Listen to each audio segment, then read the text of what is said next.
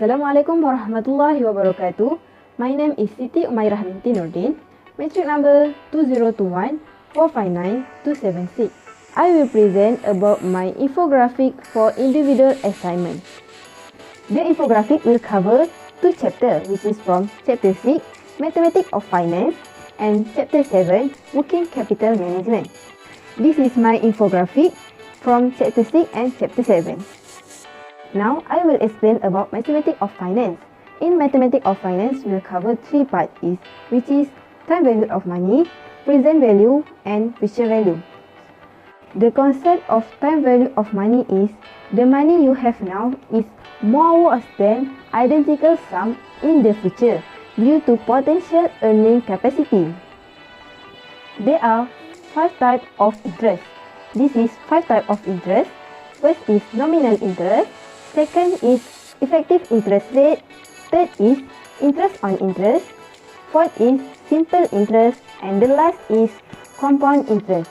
However, in compound interest, which is divided by 3, which is annually, semi-annually, and every month. Next part is formula in time value of money. There are 2 types formula in time value of money, which is present value and future value. So, what the meaning of future value and present value?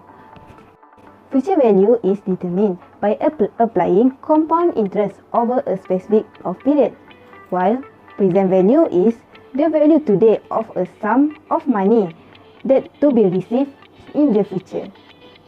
So that this is the definition of future value and present value. And then this is the formula of present value and future value. Now, I will explain about the step to identify the present value of future value.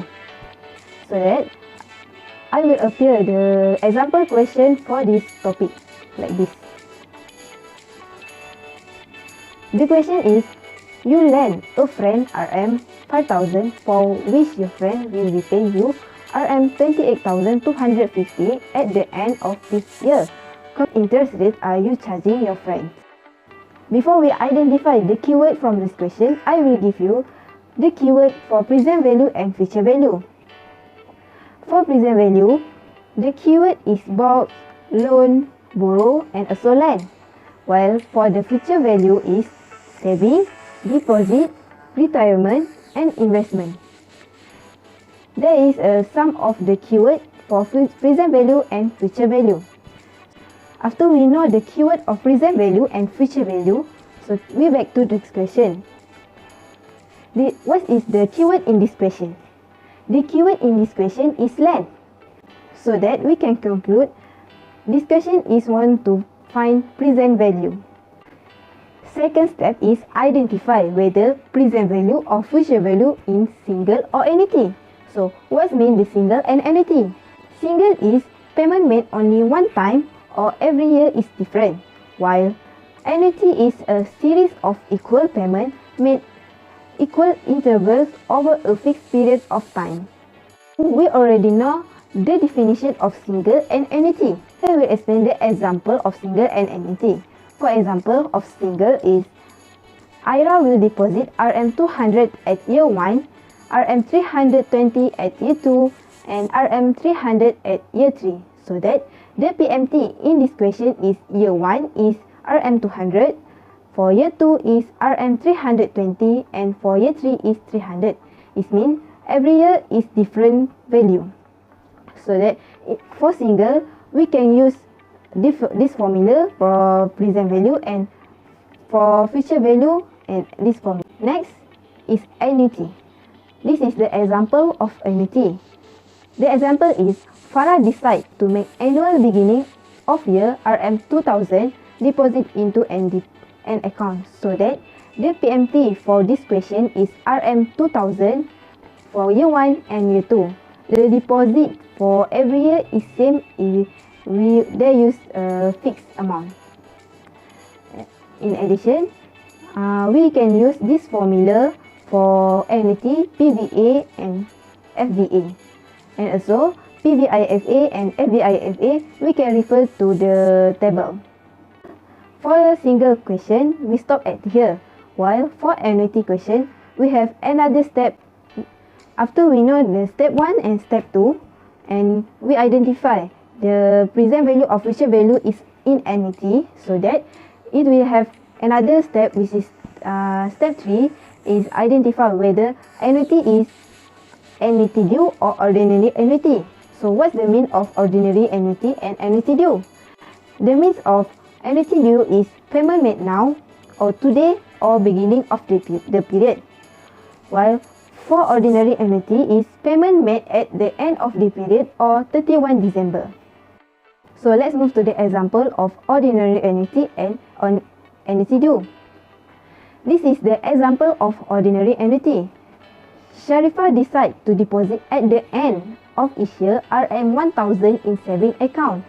So in this question, Sharifah decides to deposit at the end of each year. So means ordinary annuity is at the end of period.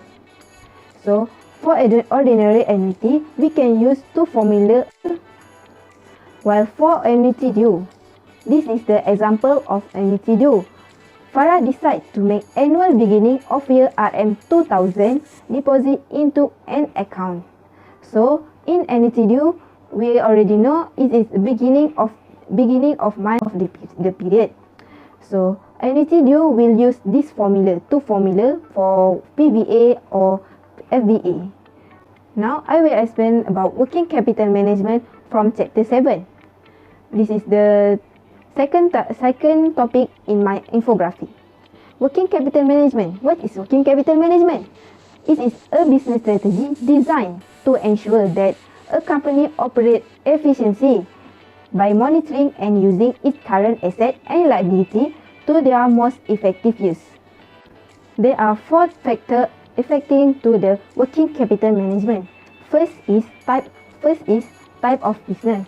For example, of manufacturing and retailer company, it required high working capital in the form of inventory. Second is volume of sale. It means high level of sale with high level of working capital. Third is seasonality. For example, in Hari Raya,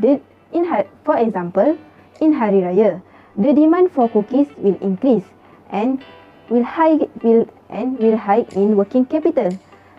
And the last is length of operating and cash cycle. It means long operating and cash cycle will increase working capital level. Next is the policy. The objective of management working capital is to achieve risk-return trade-off that maximize the value of the firm. There are 3 basic policies for working capital management.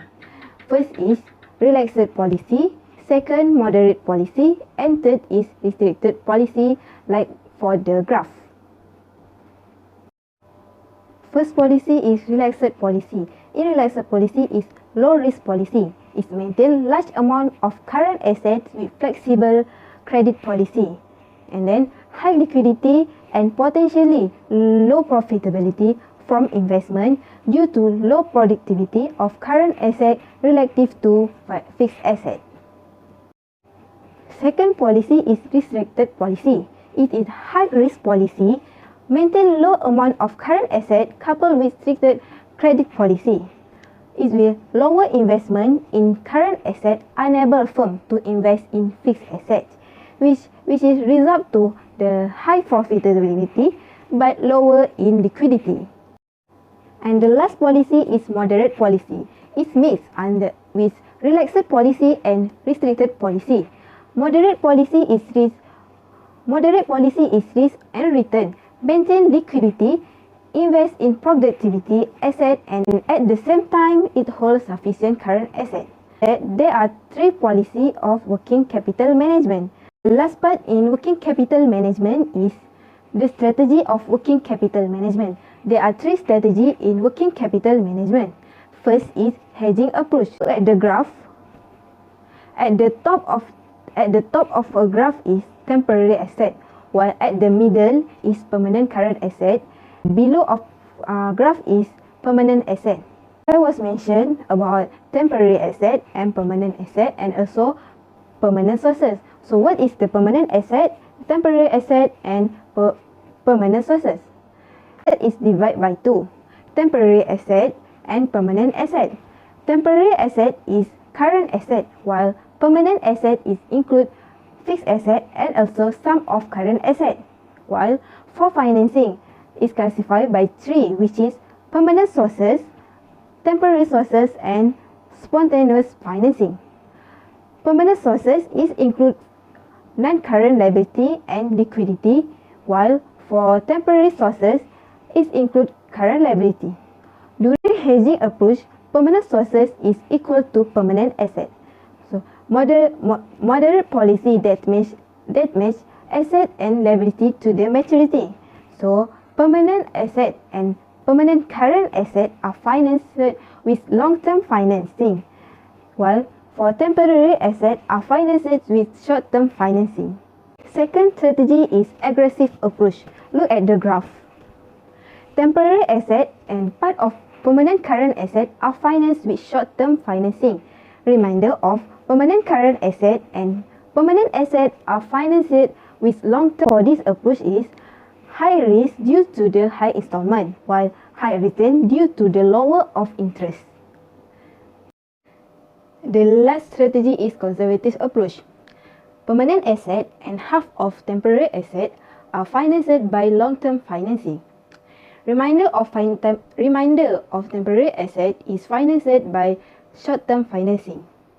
The firm prefer to have more cash on hand, and the conclusion, low risk due to low installment and low return due to high interest.